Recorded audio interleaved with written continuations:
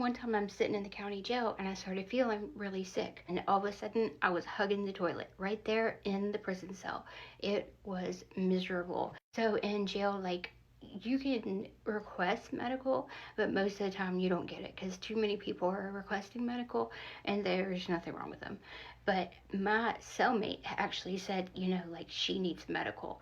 And so an officer came and got me. Well, there was another girl who needed medical too. I went to see the nurse, and then the nurse said that I needed to go to the outside doctor. This is happening over the course of a day. And by like noon, I was in a holding cell waiting for some officers to take me and this other girl to the jail. And by this time, I was starting to feel a little bit better. We're in this holding cell for hours. Naturally, we started talking, and we were just talking about the jail and certain other jails we had been to, and eventually we just started talking about our lives. And she said that she had a boyfriend, but they weren't together anymore, and she had 2 kids by this man. He was abusive, and there were a lot of times when she had to call the law on him, but he just kept getting out, and then she would take him back, and it was just a big mess. But she talked about her kids. She loved her kids so much, and us women, we love retelling our birth story, like what it was like giving birth to our kids, because it's a whole story,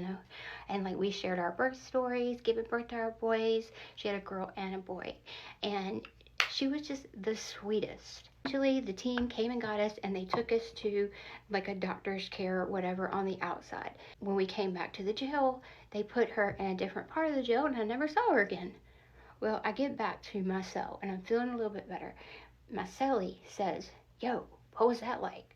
And I was like, we were in this holding cell for like ever. Me and Shelly, we talked a lot. She's so sweet. It was such a great conversation. She takes my arm and she's like, "You were talking to her?" And I was like, "Yeah, like what is it?" She goes, "Do you know what she's in here for?" I said, "No, I assumed it was something to do with like her boyfriend or something because he seems like a real jerk." She goes, yeah." She said that her little girl told her that that man had been touchy with her, and she had loaded up her rifle and shot him in his back in his sleep 6 times. Then she just calmly closed the door.